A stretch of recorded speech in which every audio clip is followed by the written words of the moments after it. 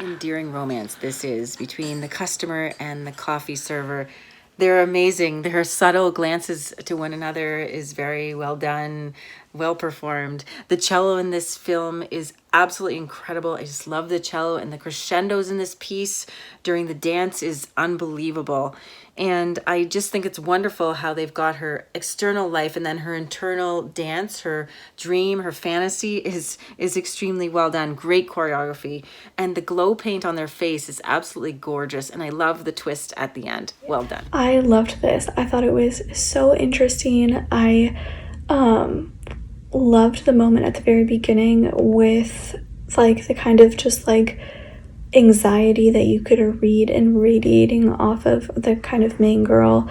And then as she's kind of like trying to get herself out of that state, and then she comes to this clearing and just like has this beautiful moment where she's dancing, but like then like she's experiencing something else, and just kind of like letting herself go in a way at least. And then the other side of it, the kind of neon painted, I don't know how they filmed it, I don't know how they got it to pop so well on film. It was absolutely fantastic. The dancing that they did and the partner work that went on was so great. And then flashing in and out of her by herself dancing to what was going on kind of in her own head or in her own experience was really well done. I really loved that. And then the moment at the very end when she like looks down and sees the remnants of paint on her hands, and that in some kind of whatever she experienced was real enough for her. And I just loved the whole thing. I thought it was great. Like I said, I don't know how they managed to get the dark like background in the dark set, but with these great colors that popped, and we were using different colors to have the neon paint, I thought was great. It's a beautiful scene when she closes her eyes and her body is suddenly painted. I know that immediately drew me in, because I wanted to know, how did this happen and what is this that she feels, and like what are we about to see. It's beautiful watching the two dance together and then see her dance alone in the different space, so we get like these flash cuts of like going back and forth. I think that worked well.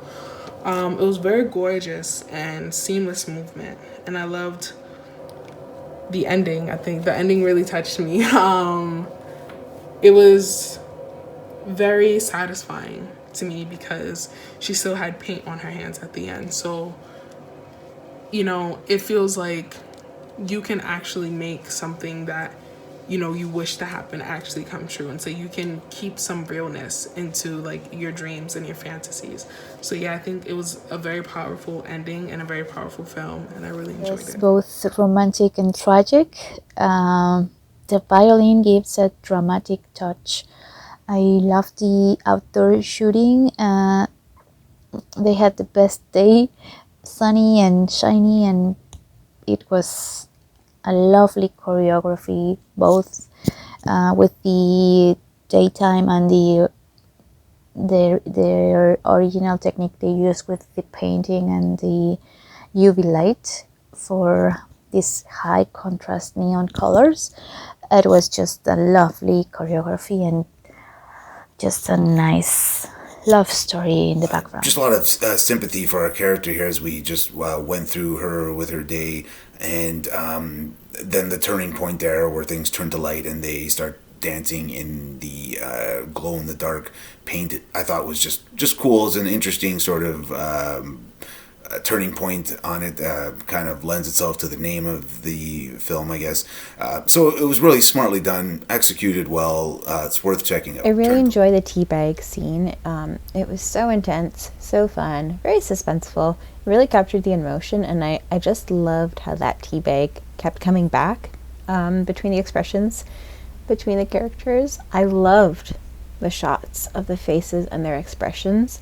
I thought that was really great in terms of how they captured the emotions and the thought processes almost that were going through each character's mind without any dialogue, without any words, and that was really cool.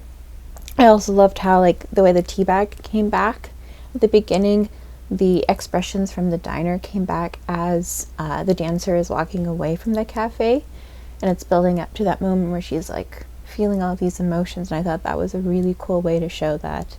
I loved how she starts dancing and then suddenly it's like glow in the dark. It was really unexpected, and I absolutely loved the glow in the dark colors and that sequence. It was really cool.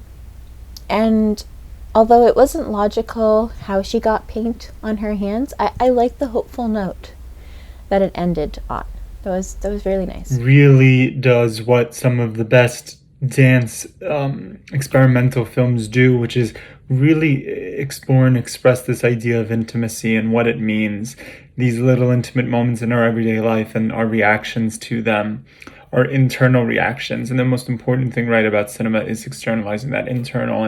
And films like this really do a phenomenal job of it. The dancing is beautiful. The color is such an important piece to this film, as you can tell. And there are so many colors played with, especially during the dance sequences, blotches and little shades here and there that really help speak to the kind of messiness of the internal mind.